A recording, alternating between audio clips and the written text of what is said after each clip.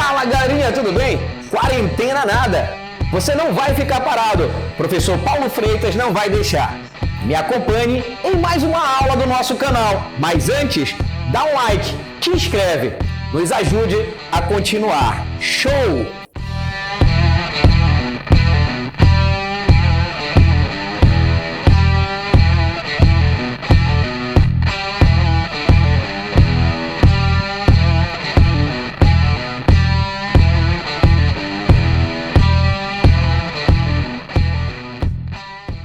Fala galera, tudo bem? A nossa aula de hoje é sobre dióptro plano, é a nossa segunda aulinha de refração. Para quem não assistiu a primeira aula, eu vou deixar o card aqui em cima. Lá embaixo, lá na descrição, eu vou colocar também um link com toda a playlist, que é para você acompanhar desde o início ótica, caso tenha perdido as aulas, perfeito? Vale a pena dar uma conferida, tá show de bola. Não esquece de te inscrever no canal e também deixar lá o teu like, né? Bem, o dióptro plano, na realidade, ele é um sistema que é constituído por dois meios transparentes. Né? Paulo, mas o que é o dióptro? Ele vai ser justamente a superfície desse meio. Né? Lembrando que esses meios transparentes, ele tem que ter índice de refração diferente. Por exemplo, se eu pego aqui o ar e a água, você sabe que são meios transparentes. Né? Porém, o ar tem um índice de refração. A água tem um outro índice de refração. E Paulo, e essa superfície que eu observo aqui no horizonte, o que é esse cara? Esse é o nosso dióptro plano. Né? Esse cara vai ser o dióptro. E ele é de extrema importância, porque muitos fenômenos levam esse cara em consideração. Né? Por exemplo, quando você tem alguns fenômenos ópticos, né? Aquela questão das ilusões, devido a esse cara. Por exemplo, na primeira imagem você percebe que tem um copo com água dentro, né? E bem aqui está o nosso dióptro. Perceba que no limite do dióptro, né, a luz ela sofreu refração, tanto para entrar quanto para sair. O que você está visualizando bem aqui é a luz saindo desse meio líquido e vindo para os seus olhos, ou seja, saindo da água e indo para o ar. Reparem que a luz sofre refração porque os índices de refração são diferentes, perfeito? E aqui, devido a esse desvio, tu tens a sensação de que esse bastão ele está quebrado. Ou ele está torcido, mas na realidade não está. O que aconteceu bem aqui foi um desvio luminoso, ou seja, foi a refração. Lembra, né, do que a gente falou na aula anterior? Quando uma luz ela sofre refração, tudo na onda vai mudar. A única coisa que não muda é a frequência. Na imagem ao lado está um pouco mais nítido, né, essa relação da refração com a imagem que tu percebes. Observa que a posição real do lápis é esse bem aqui. Por outro lado, o que você vê dentro da água seria justamente uma posição diferente. Por quê, Paulo? Porque esses raios de luz aqui, esse feixe, ao sair do lápis, vai passar pela água e da água vai para o ar sofrendo refração. Ou seja, a luz entra bem aqui, sofre refração, bate no lápis, que vai refletir luz, voltando, sofrendo refração novamente. Ou seja, tu tem sempre o desvio, né? E esse desvio fica representado aqui para ti. Isso é o que nós chamamos de ilusão óptica. Se você colocar o seu dedinho bem aqui, você não vai achar esse lápis, né? É por isso que muitas vezes, quando você olha para um aquário, você fala, olha que peixinho lindo, tá? E você vai apontar para ele, tome cuidado, porque o peixinho não está ali, você está vendo apenas uma imagem. Paulo, de que tipo é essa imagem? Como ela é direita, né? Você tem uma imagem virtual, pô. Tu olha para o aquário, tu não vê um peixe lá de cabeça para baixo, né? A menos, é claro, que ele esteja fazendo algum tipo de apresentação para você, né? Mas naturalmente não, pô. A imagem dele é direita, então se é direita é de que tipo? Virtual, não esqueça, né? E isso aqui é o fenômeno da refração. O fenômeno da refração ele está muito conectado, ele está muito ligado com os shows lá de ilusionismo, né? Muitos mágicos utilizam justamente esse princípio. Lembra do que eu te falei em refração? Paulo, pode existir refração no mesmo meio? Claro que pode, né? Contanto que você trabalhe com a densidade do meio que você está, no caso ar. E como é que tu trabalha com a densidade? Alterando a temperatura, né? Lembra que se é menor a temperatura, você tende a deixar o ar mais concentrado, ou seja, mais denso. Se é maior a temperatura, aí as moléculas do ar ficam mais afastadas, então tem menor densidade. E essa diferença de densidade, ela facilita esses processos aqui, de refração, né? Então, mais ou menos assim que o ilusionista ele consegue fazer seu show. Uma outra situação bem interessante, quando a gente fala em dióptro plano, você já percebeu que quando você olha para o interior da água, os objetos parecem estar mais próximos, né? Por exemplo, você está passando por uma piscina e algo te chama a atenção. né? Tem uma nota lá dentro de R$100. Tu fala, olha, tá rasinho, eu vou pular lá, né? Tá rasinho. Quando tu pula para pegar a nota, é muito mais fundo do que tu imaginava, né? Isso é devido justamente a essa ilusão de ótica, tá? Então perceba que bem aqui, ó, a gente tem superfície de separação, tu tens o ar e a água. E bem aqui o nosso dióptro, né? Superfície de separação é o dióptro, como eu falei para ti também lá na aula anterior. Paulo, por que tu tá me falando disso? Então vamos imaginar que tem um peixinho aqui dentro e você tem um pássaro aí voando, né? Observa que o pássaro está com fome, ele quer pegar esse peixinho. Para ele visualizar o peixinho, é óbvio que a luz vai bater no peixinho e vai ser refletida. Perceba que desse lado, bem aqui, ó, a luz, quando ela sai do meio de maior refringência para o meio de menor refringência, há um afastamento em relação à normal. Tanto desse lado quanto do outro. A gente trabalha sempre com as extremidades. Lembra que bem aqui, ó, esse raio está saindo, é o incidente. Aqui é o refratado. Então, esse ângulo formado com a normal bem aqui, nós chamamos de ângulo de incidência.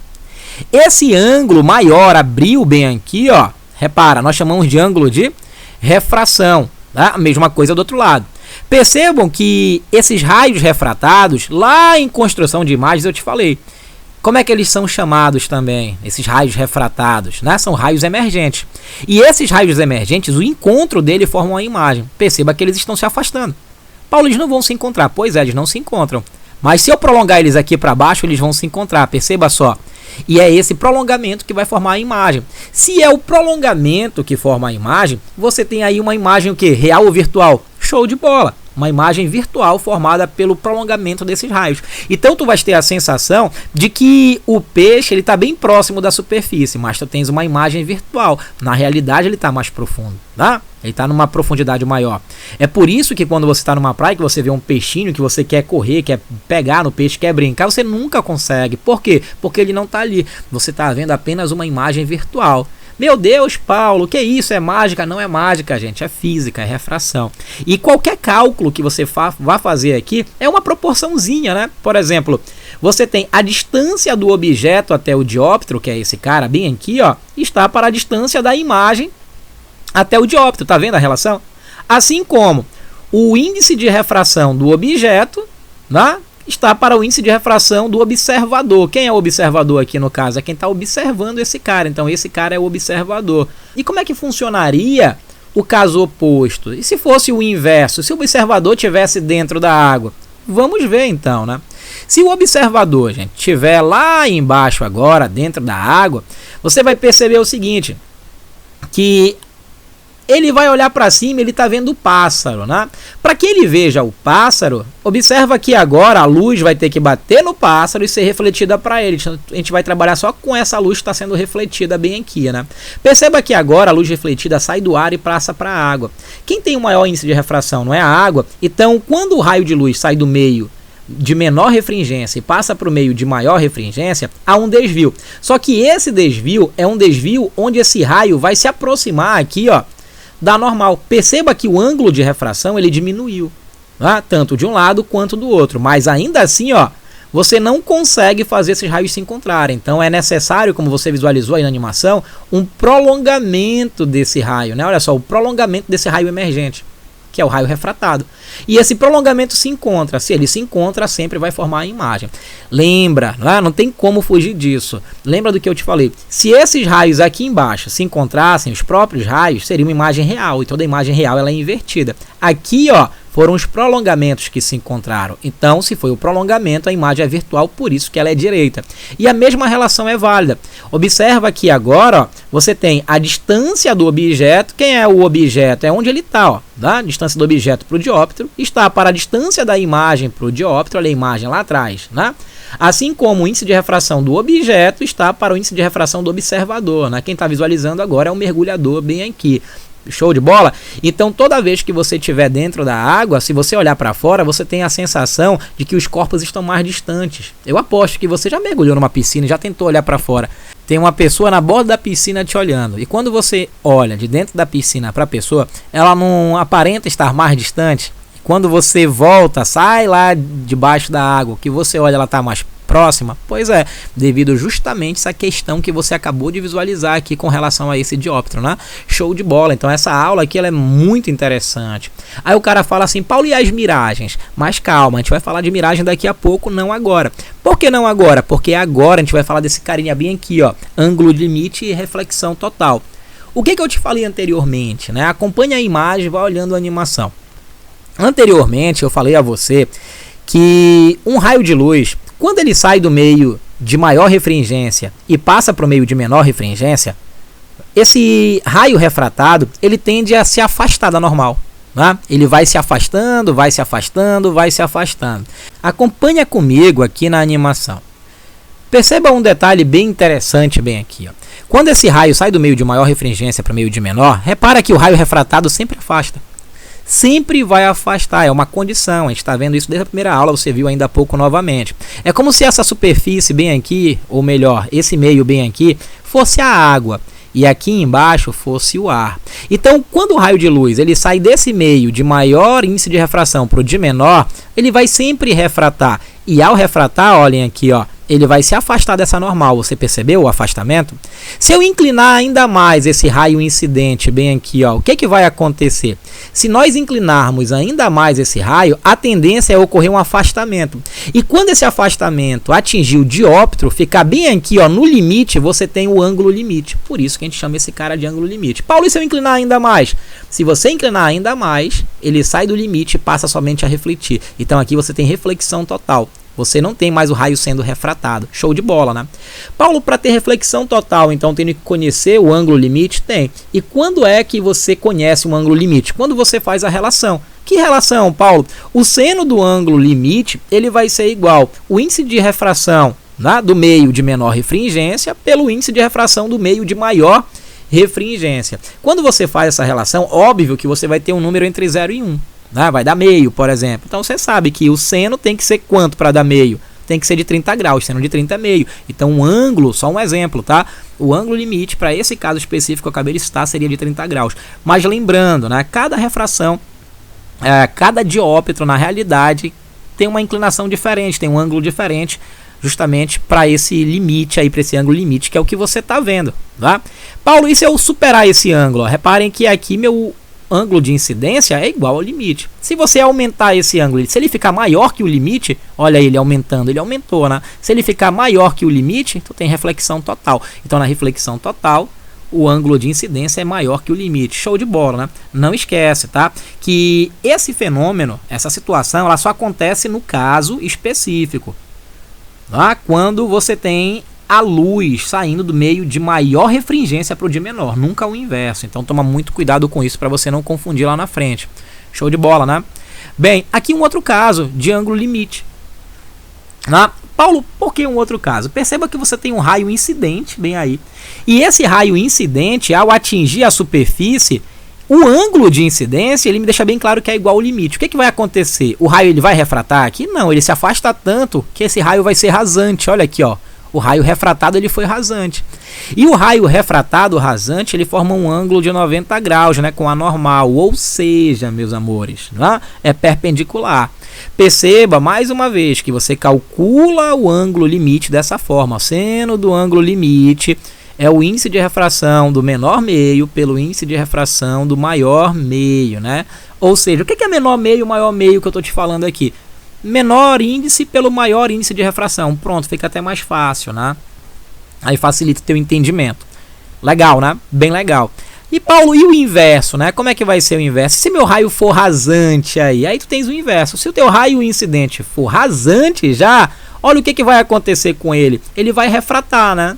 E quando ele refrata, nesse caso bem aqui, o raio refratado ele assume o valor do limite. É a situação oposta, né? A situação oposta. Não cai muito em vestibular, mas eu achei válido comentar contigo. É a situação oposta para te ficar ligado aqui, né? A gente tem que pecar por excesso, nunca por omissão. E o cálculo do seno do ângulo limite é o mesmo, né? O ângulo limite vai ser dado através do seno do ângulo limite, é o índice de refração do meio de menor refringência pelo índice de refração do meio de maior refringência. Bem legal, né, cara? Bem show de bola. Quando a gente fala em ângulo limite e reflexão total, aí para você todos os casos, né? Então é muito válido isso que eu vou te falar. Lembra que um raio de luz, quando ele sai perpendicular à superfície, né? Ou seja, ele vai em linha reta na vertical, ele não sofre desvio. Tu vai ter todas as condições de refração, mas tu não tem desvio. É o único caso em que não tem desvio. A gente deixou bem claro isso para ti na aula anterior. Perfeito? O segundo caso é esse bem aqui, ó. Desculpem. O segundo caso é esse bem aqui, ó. Vamos lá. Agora eu tenho um raio incidente com um ângulo inferior ao limite. O que vai acontecer? Sofre refração normal. Olha só, sofreu uma refração e se afastou da normal. Terceiro caso é quando o raio incidente ele é igual ao limite. Olha agora, o ângulo de incidência não é igual, então teu raio é rasante do outro lado. Paulo, e se eu aumentar ainda mais esse ângulo de incidência, se ele for maior que o limite, aí tu tens o quê? Olha aí, reflexão total, né? Então nesse caso nós temos uma reflexão total. Toma muito cuidado com as condições aí do teu lado direito, né? Bem aqui, ó. Lembra, sempre para ter esse carinha, sempre do meio de maior refringência para o meio de menor refringência, ó. Água, ar, maior, menor. E o ângulo de incidência, para que eu tenha a reflexão total, tem que ser maior que o ângulo que limite, né? Então show de bola. Olha para essa animação aqui, tá? Perceba que tu tens a refração ocorrendo, olha aqui, ó. Aí você me pergunta assim, mas Paulo, com a refração está acontecendo reflexão. O que eu te falei anteriormente? Que não ocorre refração sozinha. Na primeira aula eu falei isso para ti.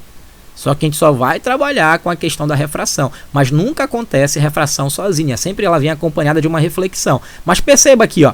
Refração, quanto mais eu inclino, né, o ângulo de incidência vai aumentando até que ele fica igual ao limite, ele se torna rasante bem aqui nesse ponto. A partir desse ponto, o ângulo de incidência ficou maior que o limite e a gente só tem reflexão total. Aí você deve estar se perguntando assim, Paulo, quais são as aplicações então desse cara, né? O que o vestibular cobra muito? Hoje está muito em pauta, em evidência, a questão da tecnologia. E quando se fala em tecnologias, nanotecnologias, né? A gente fala de fibras óticas principalmente.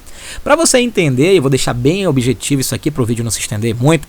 Uma fibra ótica, na realidade, ela é composta por um material que tu tens a casca, né? A casca esférica, que é justamente a borda da fibra, e tu tens o núcleo, que é essa parte interna, ok? A fonte de informação ela é uma fonte luminosa, uma fonte eletromagnética, né? Tu tens o laser aqui passando, ó, por dentro, levando essa informação.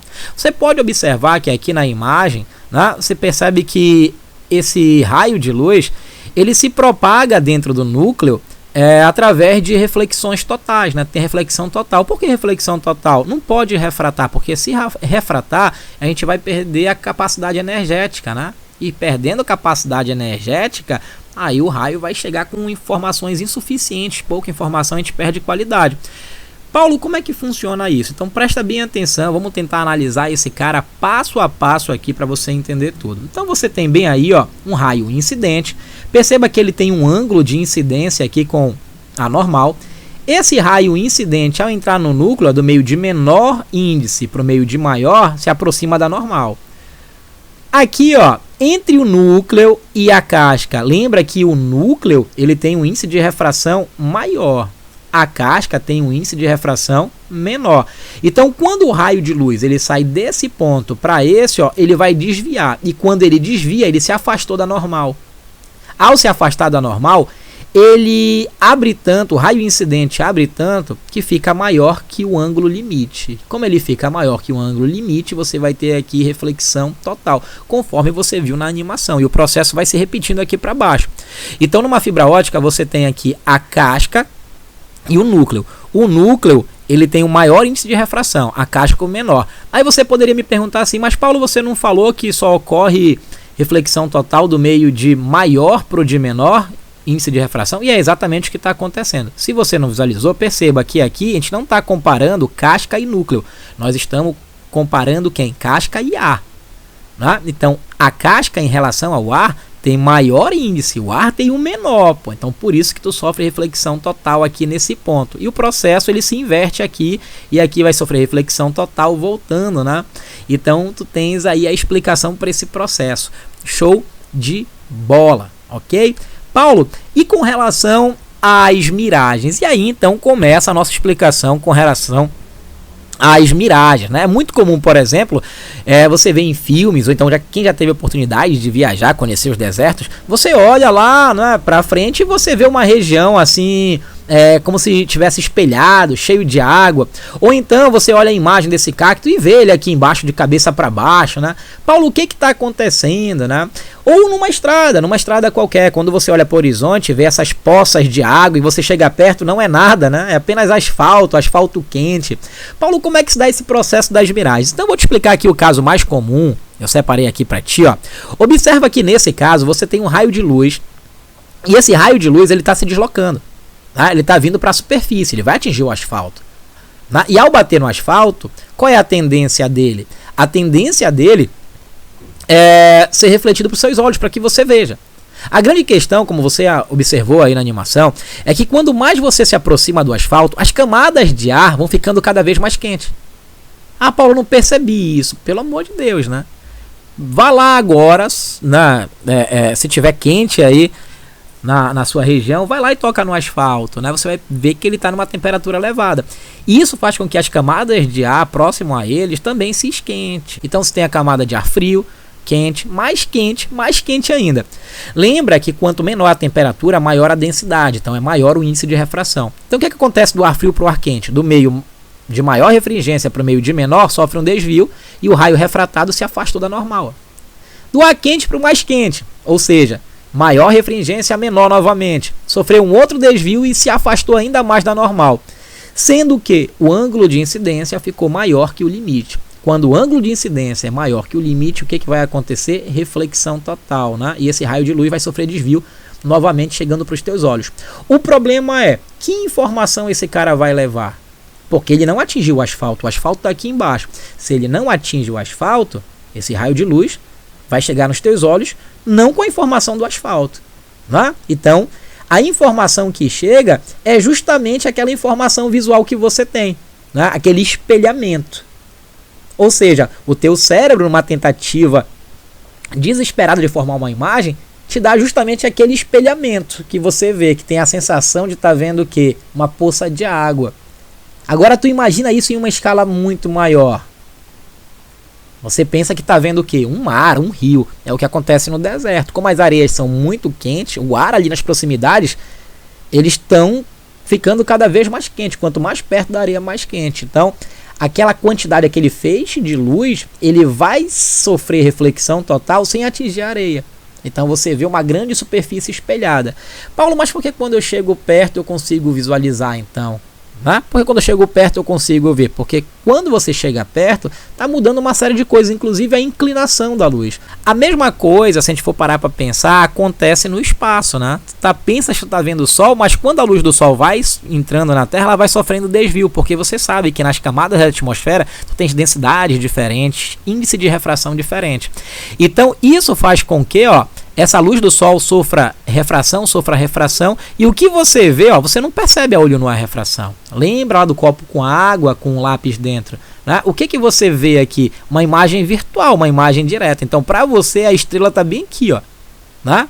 Mas se você pudesse ir ao espaço, você veria que a estrela realmente estaria em uma outra posição, né? Então, aqui você tem um objeto, aqui a imagem. Olha só que legal, né? Uma outra situação bem interessante aqui é com relação à dispersão luminosa. Paulo, o que é a dispersão da luz? Isso aqui é muito showzinho, né? Você sabe que a luz branca ela é formada por quantas cores? Exatamente, 7 cores, que vai desde o vermelho, laranja, passa pelo amarelo, verde, azul, anil e violeta. Tá? Paulo, mas por que tu está falando dessa dispersão? Porque a dispersão ela tem a ver justamente com esse carinha aí que é a refração. O que você está vendo aí do lado, e eu até comentei também lá no início de ótica, é aquele famoso disco de Newton, né? Que muita gente acha que é o disco do Pink Floyd, né? Também pode ser, né? Mas é o disco de Newton porque ele que fez o experimento. Newton pegou esse prismazinho que você está vendo aí ao lado e ele colocou contra a luz. E ao colocar contra a luz que vinha do Sol, ele percebeu que essa luz ela se separava. E ao se separar, tu tinhas aí as 7 cores, né, do espectro visível. E tu chamou esse fenômeno então de dispersão luminosa. O que você percebe? Que esse prisma aí, ele apresenta um índice de refração para cada cor, né? Por isso que as cores elas desviam de forma diferente.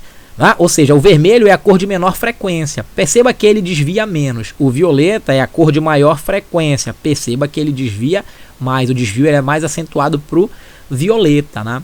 Isso fica mais evidente ainda quando a gente observa essa imagem bem aqui do lado. Olhem só. Nessa imagem aí ao lado tens a luz branca. E a luz branca ela sofreu essa dispersão luminosa. Tá? As cores ficaram separadas. Vermelho, laranja, amarelo, verde. Paulo, se elas desviam de forma diferente... Então, o comportamento é que o vidro vai apresentar aí do prisma, né? O vidro do prisma vai apresentar um índice de refração diferente para cada cor. Show de bola, né? Cada cor é como se tivesse um índice de refração diferente. É como se tivesse, ok? Então, por isso, lembra que o violeta, maior frequência, desvia mais, né? O vermelho, menor frequência, desvia menos, beleza? Aí você se pergunta, me dá uma aplicação bem prática disso. Pronto, tá aparecendo para ti aí. Quem são esses caras aí?